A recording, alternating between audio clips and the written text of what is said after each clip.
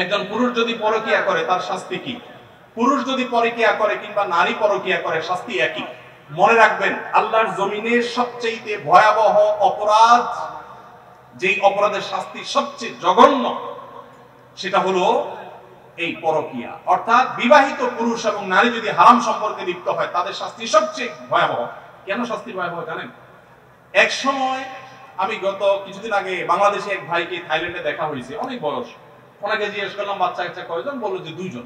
বললাম এত কম বাচ্চা কাচ্চা, কোনো বিধি নিষেধ আছে নাকি? বলে না ভাই, এক সময় আমাদের এই দেশে, থাইল্যান্ডের কথা আমি বলছেন, যে সন্তান বেশি নিলে সরকার পারমিট করতো না, 2টা বেশি পারমিশন দিত না। আর এখন সরকার উল্টা, বরং সন্তান বেশি নিলে আরো ভাতা দেয়। একই সমস্যা চায়নাতে। চাইনিজরা বিয়েকে মানে সন্তান গ্রহণ করার ক্ষেত্রে অনেক কড়াকড়ি করেছে। এখন বর্তমানে চাইনিজ সরকার পাগল পরা হয়ে যাচ্ছে, কারণ জেনারেশন গ্যাপ তৈরি হচ্ছে, সন্তান কেউ নিচ্ছে না। ইতালির একই অবস্থা। গোটা পৃথিবী আজকে সাফার করছে এইগুলোর কারণে। কিগুলোর কারণে? এই বিবাহ বহির্ভূত সম্পর্ক যত বেশি কোন সমাজে চালু হবে, সেই সমাজে মানুষের জন্মের হার কমে যাবে। মানুষ বিয়ে করবে না, ওই অবৈধভাবে তার চাহিদা পূরণ করবে এবং সন্তান জন্মের হার কমে যাবে, ওই ভয়াবহতার দিকে চলে যাবে। এজন্য এটাকে হারাম করা হয়েছে এবং মৃত্যুদণ্ডে এটা শাস্তি।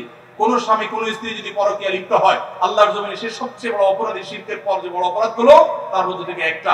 অতএব এখান থেকে বেরিয়ে আসতে হবে আল্লাহর ভয়ে এবং তাদেরকে নসিহা করতে হবে। নবী সাল্লাল্লাহু আলাইহি ওয়াসাল্লাম পরকীয়ায় যারা আসক্ত বা অন্যের মানে একজন পুরুষ হয়ে নারীর প্রতি, নারী হয়ে অন্য পুরুষের প্রতি যারা আসক্ত, তাদেরকে বলেছেন তোমার স্বামীর কাছে, তোমার স্ত্রীর কাছে যা আছে অন্য নারী বা অন্য পুরুষের কাছে একই জিনিস আছে, ভিন্ন কিছু নয়। অতএব শয়তান তোমাকে বোঝায় না তুমি ওখানে গেলে সুখ পাবা, শান্তি পাবা। অতএব এগুলো থেকে আমাদের বেরিয়ে আসতে হবে। এরপরে প্রশ্ন হলো, ফুফাতো বোন খালাতো বোনকে বিয়ে করা জায়েজ আছে কিনা? ফুফাতো বোন, খালাতো বোন, চাচাতো বোন, মামাতো বোন, এদের সবাইকে বিয়ে করা জায়েজ।